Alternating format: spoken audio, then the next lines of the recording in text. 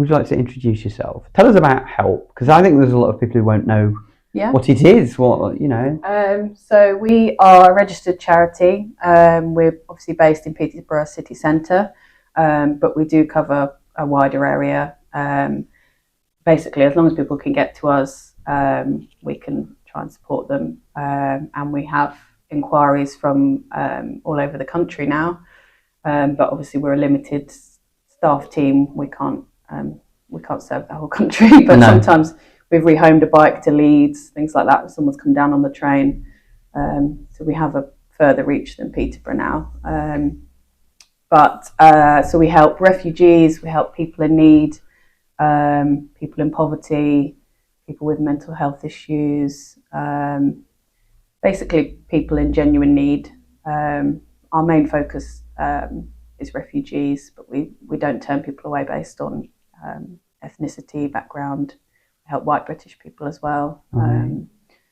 So we have quite a variety of services. We offer anything from basic food support, clothing. We have free English lessons. We help people with forms, getting back into work. We help with a mental health scheme. We've got a bike scheme, activities, social activities, community events, all sorts, really. That's a lot of things. That's a lot of things. So how does it all, I mean, how does that structure work? Because that's a lot of things for a lot of different people with a lot of different languages and needs. Yeah, it is. So it means we're very busy. But the advantage of it is that we don't have to send people elsewhere. And because we find a lot of people have been to a lot of different places to try and get help. Yeah. And then they come to us, we don't then have to say, well, you need to go here to get a bike and you need to go here to get your mental health support. And we can do as much as we can for someone as a kind of holistic, because a lot of people need more than just one thing. They might need help with a form, but they might have poor mental health. They might be struggling to get to college because they need a bike to get there. They can't afford the buses. So we can help with as many things as we can to kind of give that person a bit of a boost and empower them to kind of step. How many people do you see a week? How many? And what's your staff numbers? What's your helpers? We've got around 10 staff. Yeah. That includes we've got an English teacher full time. We have a couple of caseworkers who help people who walk in needing support with basic things like registering with the doctor, schools, filling in forms. We've got an activities manager who organises all our activities and events. We have a occupational therapist who runs our mental health support and wellbeing kind of activities. We have a couple of trauma counsellors who work with us part-time, and one's on a placement. So we offer also kind of work experience placements, and we take in work experience students as well from the schools. We have quite a lot of kind of volunteering opportunities. It must be an eye-opener for students who see some of the issues that people are facing. Yeah, definitely. And every day is different. You get people with all different issues. And yeah, it's just really nice to sit down with each person and kind of find out more about them, get to know them on a human level, and kind of tailor the support that they need, really. And how many people did you say that you see a week, potentially? A week, so usually a day, it's on average about 90 people a day. A week, I guess. So we're open to the public mainly Monday to Thursday. Fridays we have kind of staff admin time, training. We have emergency appointments, things like that, and appointments with other businesses or organisations. But for the general walk-in appointments, Monday to Thursday. So. Okay. And it's very city central as well for people who don't know, right? In the heart of Peterborough, isn't it? Yes, yeah, and that's important for us. When we moved location, we've not moved very far, but we just needed a bigger space for all the staff and all the service users that are coming and the activities that we're running to fit it all in. So. Okay. Just going back a bit, tell us about the background, how this was all set up. What's your background? What's the sort of? So I've worked in charities for quite a while. and always kind of had an interest in charitable sector. I met my colleagues at another charity. We worked together, and we felt like we weren't able to achieve what was needed in Peterborough. So we set up, 4 of us left and set up together Help, and we just took out a tiny office in Broadway and took a chance, and it grew massively from there, really. Because presumably there was a need, you've said, that wasn't being fulfilled. Yeah. I mean, I presume that need has grown quite substantially over the past few years. Yeah, and it continues to grow. So there was definitely demand for the service, and as soon as people found us, it snowballed, and we've never struggled for service users in that sense. It's just making sure that we've got the funding coming in to support all that work. And how is it funded? Is it just, is it donations, or how does it work? Basically whatever we can get coming in. So we have to apply to grant foundations. We have to connect with businesses, see if they'll support us. Individuals, fundraising, really. We have one contract with the Peterborough City Council for supporting Ukrainians under the Homes for Ukraine scheme, but that specifically funds that work. Okay. And what's the sort of demographic of people you see, or is it all ages? Where are they from originally? What sort of people do you? A real mixture, actually. So we see people from probably over 40 different countries, but we see a lot of Sudanese, Iraqi, Syrian, Afghan, people from countries where there's war or have been war. We see a fair few white British people as well, and other vulnerable people from all different nationalities, really. All ages as well. We get elderly people. We get families with babies, so. It's quite sad, isn't it, when you're talking about, that's a whole range of people from all over the world, all ages, all genders, just everything. In trouble, basically. Yeah, we have disabled people with all sorts of different issues, and just basically a little section of the whole of society, I guess, in that sense. You mentioned earlier that the numbers are growing of the people that you're seeing, obviously. What sort of psychological state are the people in that come to you? It varies, but some are really struggling. And we see some of the most vulnerable people who've been through the worst things. And their situations stay with you. You don't forget those kind of not stories, but experiences that they tell you. So we've had a service user who saw his whole family killed as a child, left the country, taken in by a family, abused by that family, escaped and eventually got here. He had a lot of trauma. We've had young kids, really, 16-year-old arrived, and he hadn't told anyone about his traumatic experiences at home when he left that country, because the person who did the things to him said they would kill him. So he escaped that country, got here, he'd been here a week, and then he unloaded all his experiences to one of our staff. And it was quite powerful, in that he'd been with us 10 minutes and he said, I feel safe enough to actually tell you something I've not told anyone else. And so we sat with him, we had a coffee, we talked to him, and set him up with our occupational therapist to see him and kind of assess him and get him in with our trauma counsellors, and and giving him other support, like he's been housed further out of the city, so we've given him a bike so he can get to college and get to us, and all those things. He didn't have a SIM card or a phone to be able to contact our mental health support, so those basic things, so as we can actually help him, we had to provide first, so as he can get the support he needs.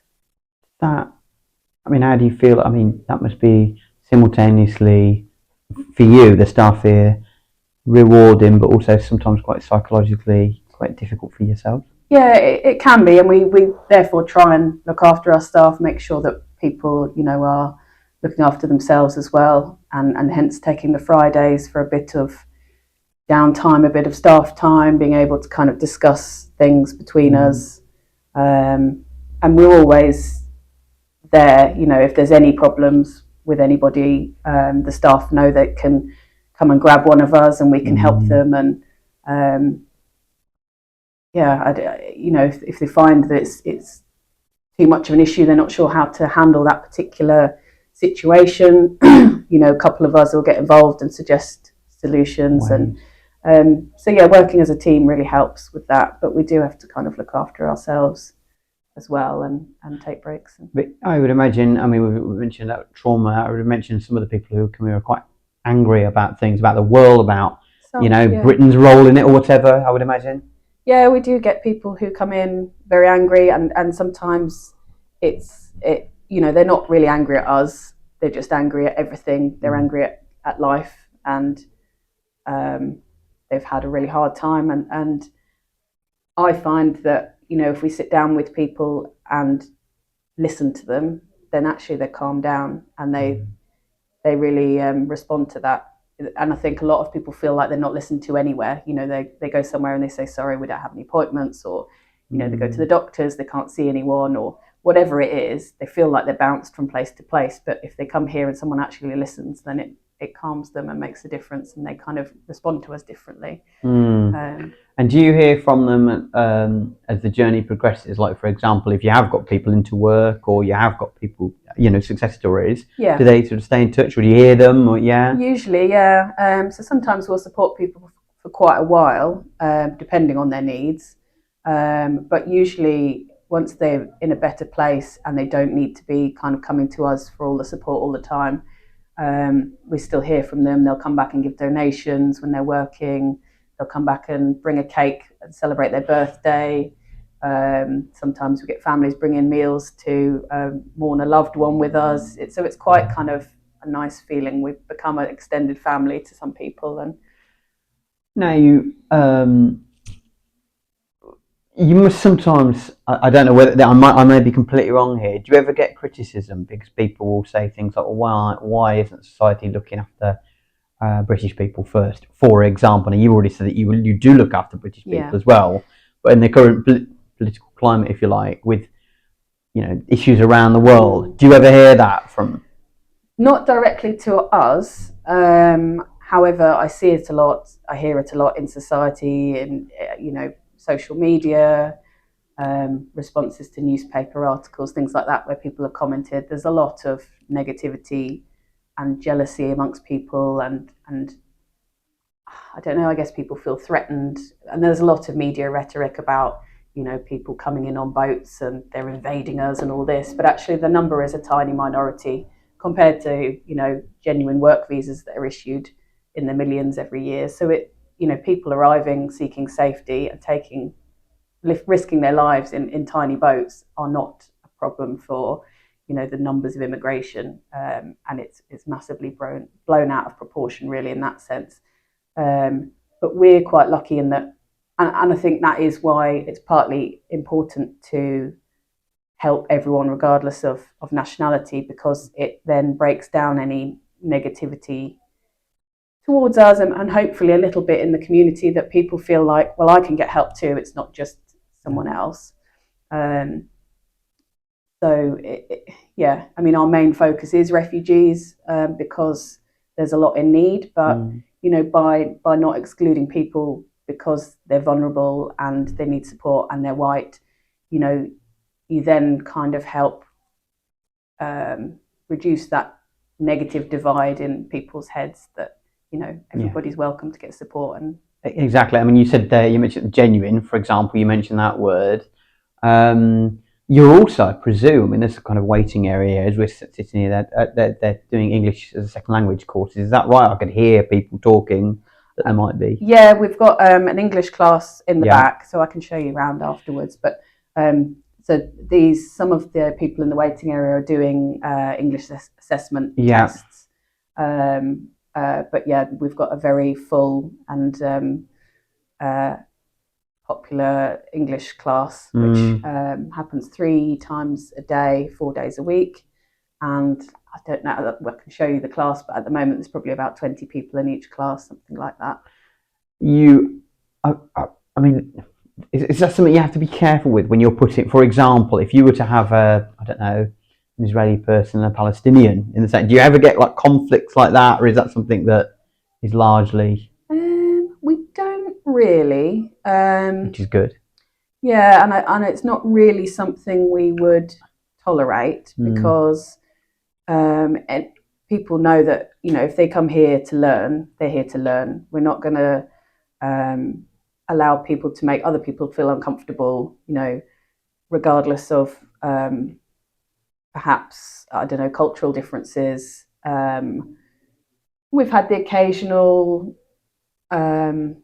where, you know, someone might say something someone else doesn't like, and then we'll sit down and speak to, not necessarily about nationality or anything, but we'll speak to that person and say, you can't say that particular thing in our class.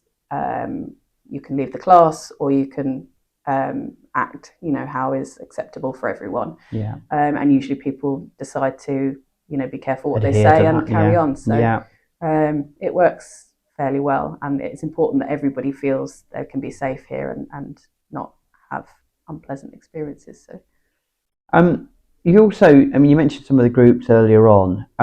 You've got things like a sewing tutor as well, and your football sessions and things. You've got things that are a little bit more light-hearted, almost, dare I say. Yeah, and they're important too because they're really good for well-being and good for skills like the sewing. And we're going to be starting some cooking once we've fitted our kitchen. And again, those skills are important for life, but also, you know, employment. People can work in a kitchen in a restaurant, or, you know, do tailoring from home. So yeah, and it's just the social aspect. People sometimes are isolated. They don't know anyone. They might feel uncomfortable going to other places, but if they're comfortable coming here anyway, they kind of feel a bit more safe to come and socialise and get to know people. And it's a really nice group, actually, the sewing group. There's lots of ladies that kind of know each other now, and they always welcome new people. It's not like a cliquey thing where the new person feels uncomfortable. And they're just brought in straight away. Yeah. Okay. And they're all different nationalities and languages. And again, it's a really good thing for the community, I think, that people in different languages and backgrounds are mixing. Because it breaks down any kind of, I don't know, ignorance or suspicion about other people from different countries or religions or that kind of thing. The football group's been really good as well, that we're currently paused and waiting for more funding for that. But it was great because we had so many young men and boys coming along on a Saturday, and we involved a lot of the young boys that were just hanging about in the park and getting up to no good, and they came and joined in when they saw something was going on. I really wanted to get involved, and we had refugees playing with gypsy kids, with British kids. There was such a mixture, and it was actually engaging young people that were up to no good in the park anyway in something positive, and they really wanted to get involved in a match and play a match, and it was breaking down, you know, those kids are now talking to each other that maybe would have ignored each other before or been suspicious of each other or fought with each other. So that's fantastic. It was a nice atmosphere. Yeah. Oh, excellent. What are your moving towards the end now? What are your ambitions for help? Do you have any things you'd like to achieve?